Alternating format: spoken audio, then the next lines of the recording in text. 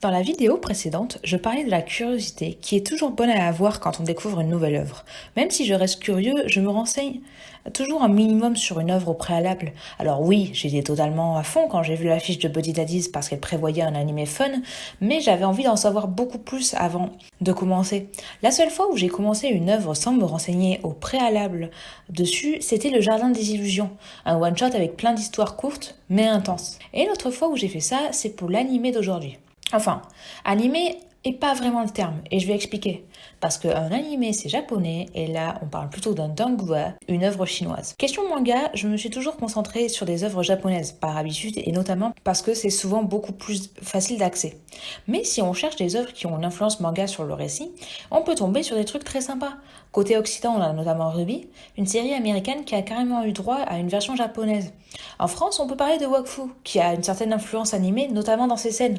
Et même s'il y a des trucs qui vont pas forcément me plaire dedans, j'aime beaucoup ce mélange d'influences et de cultures qui permettent une nouvelle œuvre et quelque chose de nouveau par rapport à un animé japonais. De manière générale, l'Asie aussi a pas mal de choses sympas à proposer en dehors du Japon. L'existence même des webtoons en est la preuve, et même s'il n'y en a pas encore beaucoup qui ont une de version animée, il y a un public fidèle. C'est con, mais un isekai japonais et un isekai coréen, c'est pas pareil. J'ai l'impression que l'isekai japonais est beaucoup plus dominé par des animés harem avec des personnages masculins en héros principaux, là où les isekai coréens ont surtout des personnages féminins et des intrigues romantiques ou politiques. Après, j'ai jamais eu l'occasion de lire du webtoon en isekai, donc je sais pas trop ce que ça donne. Si vous avez des recommandations, je suis d'ailleurs hyper preneur. Peut-être que, qui sait, à l'avenir, je ferai peut-être une vidéo sur du webtoon. Mais pour l'instant, on va se concentrer sur des productions d'un autre pays asiatique, la Chine. Autant en œuvre coréenne, j'en ai aucune connaissance, mais en œuvre chinoise, j'ai déjà vu quelques trucs. J'ai lu le premier tome de la version roman de Moda Ozushi, du boys love historique avec un fond de taoïsme et de fantastique. C'est assez intéressant. Et je ne sais pas ce que vaut l'animé, mais j'ai bien aimé suivre le chaotique Waivuxian et le sage Lanzan. De la même autrice, on m'a parlé de Heaven's Official Blessing, que j'ai pas eu l'occasion de voir encore. Si jamais ça vous intéresse, il me semble que la seconde saison de la deuxième œuvre va bientôt sortir. C'est l'occasion de découvrir. Dans un tout autre genre, mais aussi chinois, j'ai découvert Lin Click et celui-là, je vous ordonne d'aller le regarder. Ça parle de deux gars qui ont le pouvoir de voyager dans le temps grâce à des photos et de comment un de ces voyages dans le temps finit par tout chambouler d'un coup. Les persos sont hyper cool, l'intrigue est intéressante, il y a pas mal de suspense. Vraiment, je suis en train de regarder la deuxième saison en ce moment et chaque épisode se finit avec la frustration d'attendre ce qui va se passer dans le suivant. Si vous le regardez vous aurez peut-être moins cette frustration, mais je suis certain que c'est le genre de série où vous vous direz « Allez, encore un épisode ». Les musiques aussi sont de vrais bangers, que ce soit les openings ou les endings, notamment l'animation des mains du premier opening qui me fascine toujours, ou le deuxième opening qui joue sur la notion de revenir dans le temps dans son animation. Franchement, foncez, vous serez pas déçus. J'aurais pu parler plus en détail de Lin Click parce que c'est une œuvre que j'adore. J'aurais tout autant pu parler de Moda Ozushi, qui a été une bonne découverte. Mais ce sont quand même des œuvres qui ont un gros public de plus en plus grandissant et qui touchent déjà des communautés larges. Moda Ozushi est assez connu des fans de yaoi et Lin Click est assez connu des fans d'anime de manière générale. Croyez-moi, si Lin Click a été un animé japonais, on en parlerait beaucoup plus. Perso, j'aime bien les trucs connus, mais j'aime bien aussi fouiller les trucs cachés pour faire découvrir de nouvelles choses aux gens. C'est un de ces trucs cachés qui est le sujet de cette vidéo d'ailleurs. Salut à tous, c'est Socha et aujourd'hui on parle de Olsen Street.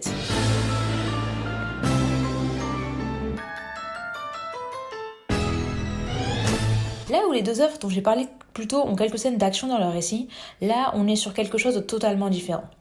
Olsen Street, c'est l'histoire de Neil, un jeune démon qui décide de quitter l'enfer pour aller vivre en Chine. C'est l'occasion pour lui de découvrir les humains et de vivre parmi eux jusqu'au moment où il découvre que la colocation où il va emménager ne contient que des créatures surnaturelles. Parmi elles, on a Aira, un vampire gamer, Lin, leur proprio ange, et Abu, une momie très discrète. Petit à petit, on va avoir de nouveaux personnages comme Damao, un loup-garou qui contrôle très peu sa transformation, ou encore Lily, la petite sœur de Lin, dont Neil va tomber amoureux. On suit leur petit quotidien tranquille, même s'il est souvent perturbé par les allées et venues du grand frère de Neil et par quelque chose de bien plus important. Neil est le réceptacle du roi démon qui menace de conquérir le monde à tout moment. Franchement, c'est un animé très chill. Ok, on a la fameuse menace du roi démon dont je parlais, mais on la ressent pas tant que ça au final. Il y a un épisode crucial où il reprend le contrôle, mais sinon c'est plutôt ta tranche de vie. Et même si ça peut en décevoir certains, je trouve ça hyper plaisant à suivre. Les personnages sont tous très attachants, et même si je suis pas forcément très fan de Lynn par rapport à d'autres persos, ils restent quand même très cool. On se plaît à suivre leurs aventures et à rire avec eux sur des petits détails. Il y a toutes les histoires de colocation qu'on peut trouver dans la vraie vie, avec un petit soupçon de chaos parce que ce sont des créatures surnaturelles qui font face à leurs propres problèmes de créature. D'ailleurs, en parlant des personnages, Neil est très vite attachant. C'est un petit gars qui vient tout juste de prendre son indépendance et qui veut explorer de nouvelles choses dans sa vie. Il a une petite boule qui est beaucoup trop adorable et on remercie l'animé de lui avoir donné une boule pareille. On a envie de le voir s'épanouir dans ses buts et j'aime beaucoup le fait qu'il ait une vibe d'enfant parfait et adorable malgré la présence du roi démon en lui. Et c'est plutôt intéressant parce qu'au final, quand on regarde les personnages, on peut toujours trouver un truc à leur reprocher. Lynn est très soigneux et rigoureux, mais ça le rend strict. Damao est sportif et semble s'entendre avec les personnes âgé, même s'il voit un objet rond, il se transforme. Aira est très cool et tranquille, mais on sent qu'il est loin d'être accompli en tant que streamer. J'en oublie sans doute, mais j'aime bien ce petit parallèle qu'on peut faire avec Neil. Neil, ou Nini comme les autres persos de l'anime l'appellent, c'est un petit gars adorable qui veut toujours aider son prochain et on n'a rien à lui reprocher. À part le fait qu'il renferme la créature qui pourra détruire le monde. Et forcément, ce petit gars parfait devient une cible à abattre. Mais au-delà des personnages en tant que tels, ce sont leurs relations qui sont touchantes. Pour de la tranche de vie comme celle-ci, le caractère des persos, c'est hyper important. S'ils sont pas attachants, ils vont être difficiles à suivre. Dans le cas d'Olsen Street, il y en a toujours un qui arrive à amener un petit sourire sur les lèvres dans ses interactions avec les autres. Au fur et à mesure de la série, on découvre Nick, le grand frère de Neil, un démon chaotique qui forme un duo fun avec Lynn. On a aussi le duo de meilleurs amis entre Neil et Aira, mais je pense que ma préférée reste celle de Neil et Damao. Au début, Damao, il est envoyé en Chine parce qu'il a été choisi pour traquer et éliminer le roi démon, sans qu'on lui laisse son mot à dire. Il finit par retrouver Neil, mais il se rend compte que le démon a rien à voir avec la créature sur le point de détruire l'univers. Neil, il est touchant, affectueux, attentionné. Il y a cette scène où il a un rencard avec Lily et c'est Damao qui est censé l'y amener. Sauf que comme Damao se transforme, il dépose Neil en avance et lui dit de pas faire attention à lui. Sauf que Neil revient vers lui avec des vêtements neufs et c'est adorable de voir comment leur amitié se développe. Malgré tout, c'est pas vite d'action non plus, puisque le roi démon finit par revenir. Ça donne droit à un épisode assez riche en action, et même la série en a conscience, puisque le nom de l'épisode c'est « On a mis tout le budget dedans ». Et l'animation rend bien, elle est plutôt fluide et réussie pour une série où l'action n'est clairement pas le sujet principal. Je vous dis pas comment ça finit pour vous laisser un peu de suspense et l'occasion de découvrir, mais ça revient bien vite à la tranche de vie comme on la connaît, mais avec quelques nouveaux personnages qui viennent s'ajouter au cast principal.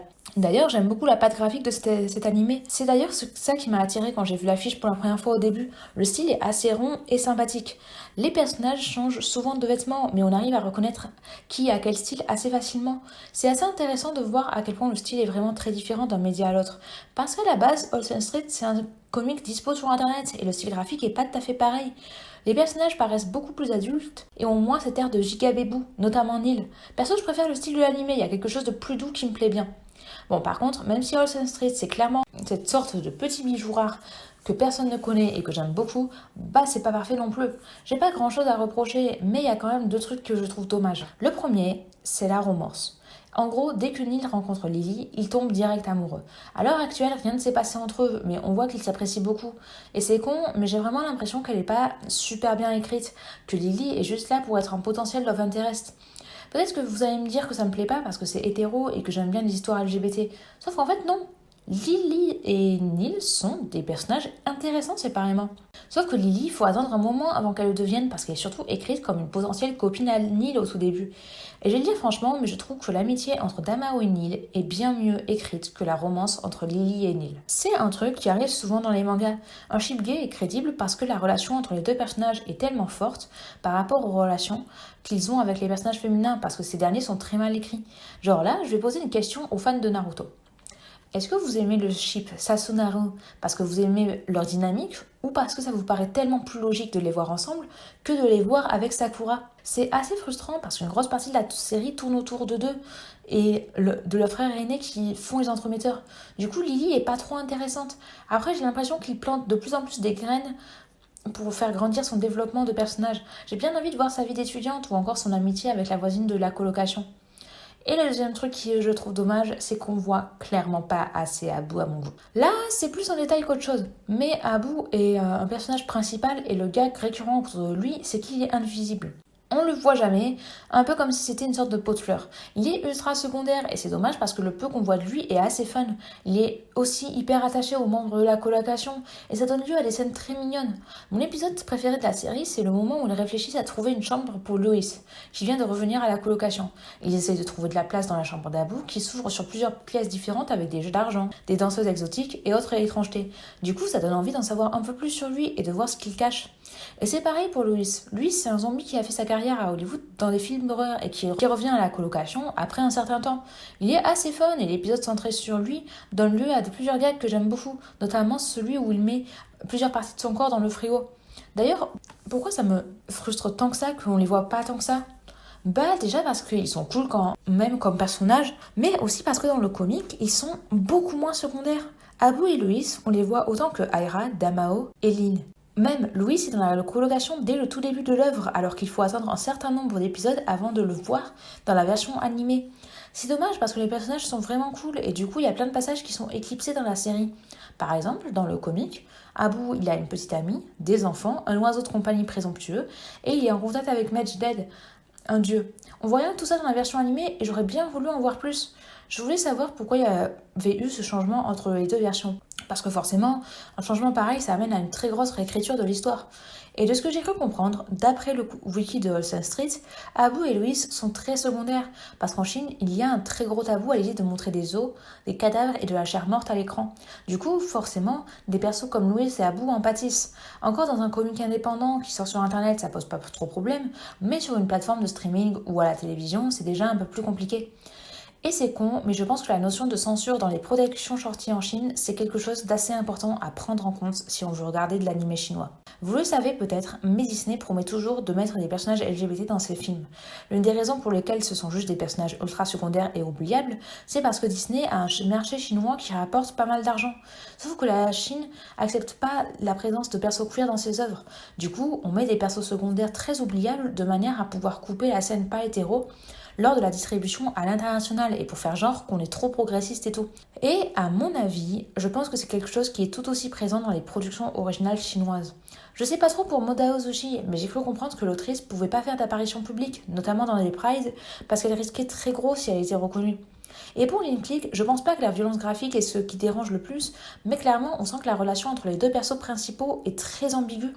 En plus de ça, l'autrice a tendance à dessiner deux personnages aux cheveux bruns et blancs, comme Sheng Xiaoxi et Liu Guang, mais pas les mêmes personnes non plus, qui ont des interactions romantiques. Clairement, s'il n'y avait pas le risque encouru, je suis certain que Lin Click aurait eu une relation gay au premier plan. Bref, que ce soit Olsen Street ou d'autres œuvres chinoises, c'est pas impossible de faire face à ce genre de choses. Malgré tout, ce sont des œuvres avec du potentiel et je pense qu'elles valent le coup d'être regardées. D'ailleurs, si vous avez d'autres œuvres chinoises à me conseiller, je suis hyper preneur. N'hésitez pas à me laisser ça en commentaire. En parlant de commentaires, c'est la fin de cette vidéo. J'espère qu'elle vous a plu. C'était très cool de parler d'une œuvre que j'apprécie et que je trouve clairement sous-cotée. J'espère vous parler d'autres œuvres comme ça à l'avenir. Si jamais vous voulez en voir plus, n'hésitez pas à vous abonner. N'hésitez pas non plus à me suivre sur mes réseaux sociaux, Instagram et TikTok. J'y poste surtout du cosplay, mais je suis beaucoup plus active qu'ici en tout cas. À tout bientôt pour une prochaine vidéo.